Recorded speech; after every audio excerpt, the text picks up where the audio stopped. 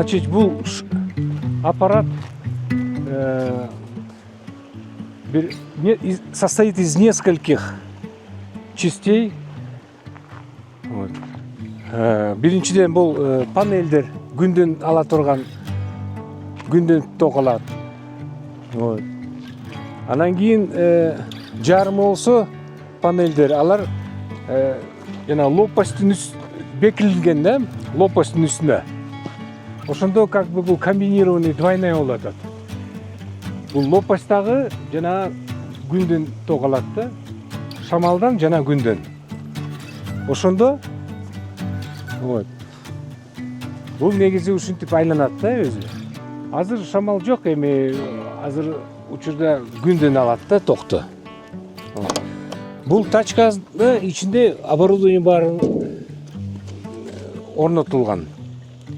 Вот. Бул деген инвертор, будан болсо 220 вольт переменный ток алабыз. Вот. Солнечный панель менен генератор болсо контроллер аркылуу аккумуляторду заряд кылат. Вот. Аккумулятордан болсо уже инвертор аркылуу биз пайдаланабыз жана үйдө приборлорду. Эми бул мен тестовый моделим да, бул негизи канча 3-4 жылдан бери бул ишин ар кандай полевой условияда иштейт. Тияка алып баргам, бияка алып баргам, иштетип. Бул корпусун болсо алмаштырган, мындай болгон, кичине жапс, биринчиди ал болсо жапсыраак болгон, мындай. Мен аны кичине бийик кылып, мындай тияка бияка баскандай. Ассалому алейкум. Макпайчы кандайсыңар? Уже келип калдым, азыр эле чалдыңыз го? Буга кошуппу? Туура да, жерден. Келип анан кийин моундай жок кирип кеткен да. Кирип полностью бул жерден азыр бир прожектор улаганмын.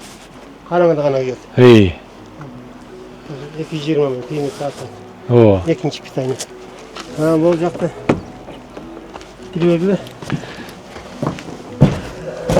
Бул эми понятно, отопление печное, да? Отопление печное. Да, аны эми тарталбайт да аны.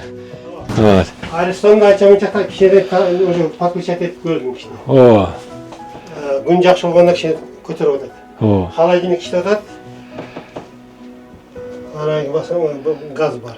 Газ это освещение. Суу болсо жанагы сууду толтурасыңар да емкостька. Анан кийин акырындап келет. Моторчик бар. Моторчигине колдоносуңар, туура. Да. Вот. Освещение полностью мына үйгө атат. Кийин мына. Ну, конечно, эми бул өңгөчө күндөн алат. Көбүнчө күндөн. Күндөн берде кичине шамал азыраак. Шамал основной күндөн болот. Солнечный панель. В основном. Вот. А так керкесте түнкүсүндө шамал үйлөп калат. Түнкүсү үйлөгөндө в основном берди кичине эми талдар, да. Панель менен алган үчүн неме болду? Жетип атат. Да. Жетиштүү болот. Да, негизи. Муну көбөйтүш керек, потому что энергия дайыма жетпейт. Потребителю всегда хочется больше, да. Чем больше. Бул деген көчмөн жылдырса болот ары бери. Да. Буну негизи атам жасаган, биринчи жана малчыларга, чтобы сезонный колдогонго. Бул аппаратты негизи уже канча жылдан бери мен тестовый аппаратымда кыштай иштеп, катуу шамалга, кичинекей шамал жай изилдеп баарын жасып мен неметкем да.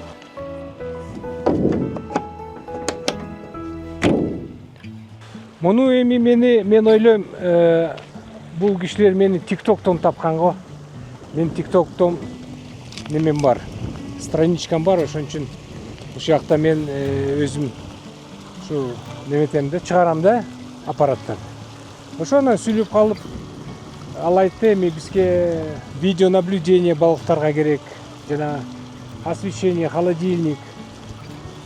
Ошон үчүн мен ошол заказ катары эми бул негизи модель да, жаңы эмес. Эми сүйлөшө алдык.